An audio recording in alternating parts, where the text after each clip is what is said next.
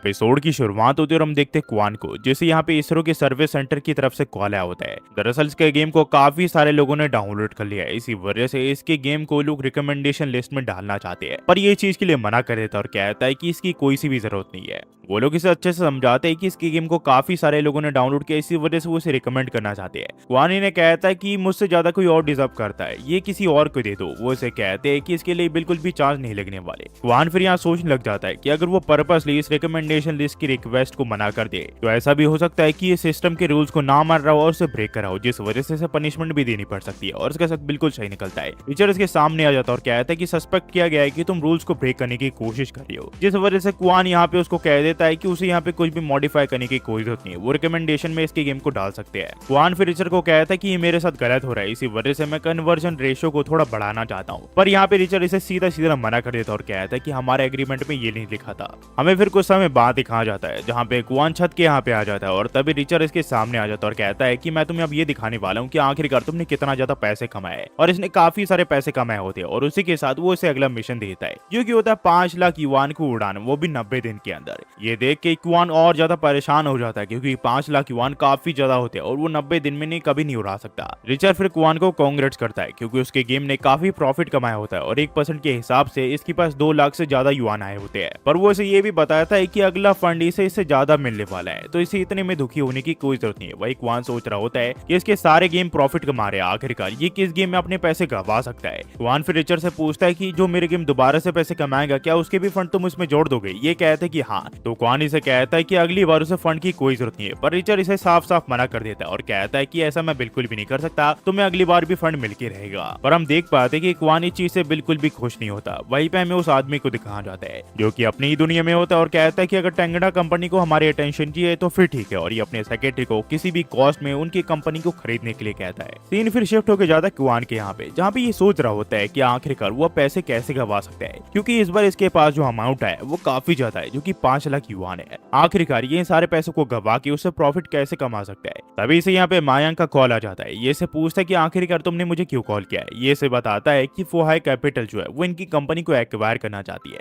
तभी इसके सामने रिचर आ जाता है, जिसे देख के समझ जाता है ये अपनी कंपनी को बेच नहीं सकता। मायांग फिर इसे बताता है कि वो इसकी कंपनी को 50 मिलियन युआन में खरीदना चाहते हैं, जो सुन के क्वान काफी खुश होता है, पर उसे पता होता है वो इस कंपनी को नहीं बेच सकता और ये इसे मना करने के लिए कह देता है। तभी मायांग इसे बताता है कि वो लोग 100 मिलियन देने के लिए तैयार है। ये सुन के क्वान यहाँ पे बेहोश हो जाता है, पर फिर भी क्वान को इस चीज के लिए मना करना पड़ता है। तभी मायांग इसे बताता है वो इनकी कंपनी के ऊपर इन्वेस्ट करना चाहती है, पर क्वान ये भी नहीं कर सकता। इसी वजह से वो इसे कहता है कि जो मैं तुम्हें कहता हूँ वो सीधा सीधे इन्हें कह दो। वहीं पे हमें उस आदमी को दिखाया जाता है जहाँ पे उसका सेक्रेटरी से बताता है क्योंकि उन्होंने इनके ऑफर को रिजेक्ट कर दिया है और इनका इन्वेस्टमेंट ना लेके वो इनकी ही कंपनी के ऊपर इन्वेस्ट करना चाहते हैं। जो सुन के ये आदमी काफी गुस्सा हो जाता है और कहता है क्वान तुम्हें मेरा अटेंशन चाहिए ना, ठीक है, अब मेरा पूरा अटेंशन तुम्हारी कंपनी की ही तरफ है। सीन फिर शिफ्ट होता है और हम देखते हैं क्वान और मायांग को, जो कि यहाँ पे एक रेस्टोरेंट पे खाने के लिए आए होते हैं। मायांग क्वान को कहता है कि आखिरकार तुम उदास क्यों हो, तुम्हें तो पार्टी करनी चाहिए क्योंकि हमारी गेम एक बड़ी हिट रही है। मैं श्योरली कह सकता हूँ कि इस गेम ने तुम्हें 100,000 युआन तो कमा के दिए ही होंगे,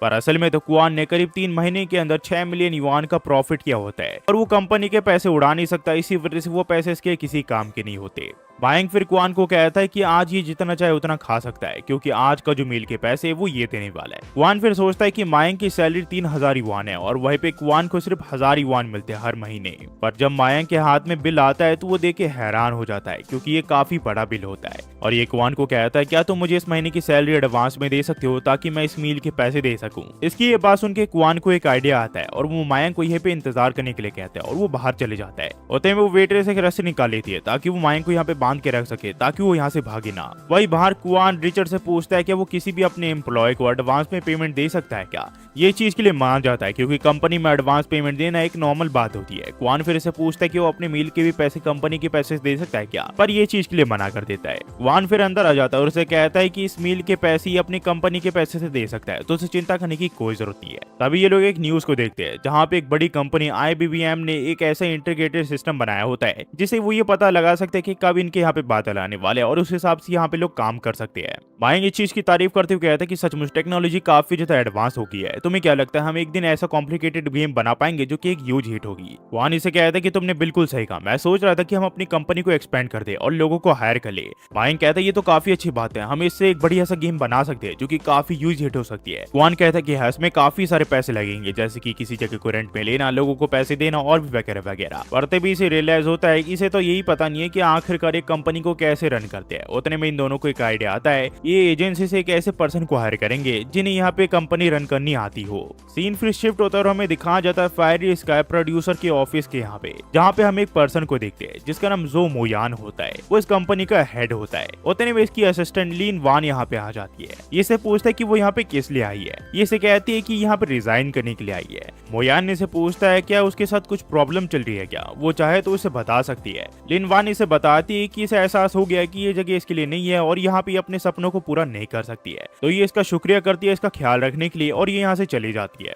पर असल में तो ये सारा प्लान मोयान का ही होता है। दरअसल लिन वान के फादर ने इसे ये करने के लिए कहा होता है ताकि वो अपने सपनों पे गिव अप कर दे और घर वापस जाके अपने फैमिली बिजनेस को चलाए। इसका मतलब लिन वान एक अमीर घराने की लड़की है। यहीं पे हम देखते हैं क्वान और मायांग को, जो कि यहाँ पे एक पर्सन को हायर करने के लिए आए होते हैं ताकि वो उसके कंपनी को संभाल सके। यहाँ पे एक आदमी आ जाता है जिसका नाम लॉरेंस होता है। इसे इन दोनों को यहाँ देख के लगता है कि ये दोनों यहाँ पे अपने रिज्यूम देने के लिए आए ताकि वो यहाँ पे काम कर सके, और इस वजह से ये इन दोनों से अच्छे से बात नहीं करता। पर यहाँ पे क्वान इसे बताता है कि वो यहाँ पे एक एम्प्लॉय को हायर करने के लिए आए और इस पर्सन को ये लोग एनुअल सैलरी 4 लाख युआन देने के लिए तैयार है। इसकी ये बात सुन के ये इसे अच्छे से पेश आने लग जाता है और अपनी गलती के लिए इन दोनों से माफी मांगता है। ये फिर क्वान को बताता है इसकी कंपनी में कुछ ऐसे लोग हैं जो कि इसकी कंपनी को अच्छे से हैंडल कर सकते हैं जब वो बाहर होगा, और वो उसे काफी प्रॉफिट कमा के दे सकते हैं। पर क्वान को तो प्रॉफिट से बिल्कुल भी मतलब नहीं है। वो तो सिर्फ अपने पैसे कमा के पैसे कमाना चाहता है। तो क्वान इसे कहता है कि उसे एक फीमेल सेक्रेटरी चाहिए जो कि इसका ध्यान रख सके और इसे ये बता सके कि आखिरकार ये कंपनी को कैसे ओपन कर सकते हैं। बाकी ये सारी चीजें खुद से हैंडल कर लेगा। ये इसे एक औरत का रिज्यूम दिखाता है जिसका नाम हॉलिक्स होता है और वो 28 साल की होती है और उसे काफी एक्सपीरियंस होता है और उसने काफी बड़े बड़े कंपनियों में काम कर रखा होता है और ये क्वान के रिक्वायरमेंट्स के हिसाब से काफी बढ़िया मैच होती है। तो क्वान इस चीज के लिए हाँ कर देता है। ये फिर क्वान और मायांग को बाहर ले जाने लग जाता है, पर तभी क्वान की नजर लिन वान पे जाती है जो कि यहाँ पे इसी की गेम की न्यूज देख रही होती है। यहाँ पे वो लोग इसकी गेम को काफी बड़ा हिट बता रहे होते हैं। तो क्वान इसे कहते हैं कि तुम्हें मीडिया की बातों पे भरोसा नहीं करना चाहिए, पर ये इसे कहती कि तुम्हें इस बारे में पता ही क्या है, उन्होंने इस गेम को प्रॉफिट के लिए नहीं बनाया, और ये इसे डांट के यहाँ से जाने के लिए कहती है। क्वान इसकी बातों का कोई भी रिप्लाई नहीं देता और यहाँ से जाने लग जाता है। बाद में फिर इसे बताता है कि शिनहालू कल दोपहर 2 बजे से मिलने के लिए आ जाएगी। ये कहते हैं कि बहुत बढ़िया। ये आदमी फिर लिनवा के यहाँ पे आ जाता है और उससे पूछता है कि आखिरकार तुम ये सब क्या देख रही हो, क्या तुमने डिसाइड किया कि आखिरकार तुम कौन सी कंपनी में अब काम करना चाहती हो। ये से कहती है टेंगड़ा कंपनी में काम करना चाहती है। ये बताता है कि जिस पर्सन से इसने अभी अभी बदतमीजी से बात की वो उसी कंपनी का मालिक था। इसकी ये बात सुन के लिनवा शॉक हो जाती है और यहाँ पे भाग के क्वान से मिलने के लिए चली जाती है ताकि वो उसे बात करके माफी मांग सके। पर इससे पहले ये क्वान से बात कर पाती, क्वान यहाँ से चले जाता है और यहाँ से जो कहानी है वो भी कंटिन्यू हो जाती है गाइस। अगर आप यहाँ तक देख रहे हो तो प्लीज लाइक शेयर और सब्सक्राइब करना मत भूलना